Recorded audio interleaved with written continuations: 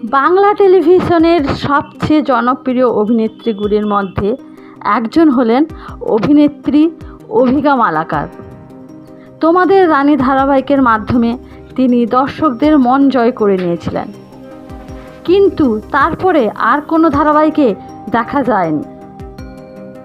এরপর তোমাদের রানীর হিন্দি রিমেকে দেখানো হয়েছিল অভিকা মালাকারকে, কিন্তু সেটাও শেষ হয়ে গেছে। তারপরে দর্শকেরা অধীর আগ্রহে অপেক্ষা করে আছে কবে ফিরবে অভিকা মালাকার। এবার তাদের অপেক্ষার কিছুটা হলেও অবসান হতে চলেছে। স্টার জলসায় গৃহপ্রবেশ ধারাবাহিকে আগামী 10ই আগস্ট হতে চলেছে 1.5 ঘন্টার মহাপর্ব, আর সেখানেই আসতে চলেছে অভিকা মালাকার। তার সাথে আসবে শুভশ্রী গাঙ্গুলি এবং স্বস্তিকা ঘোষ। আপনারা অভিকা মালাকারকে দেখার জন্য কতটা এক্সাইটেড কমেন্টে অবশ্যই জানাবেন।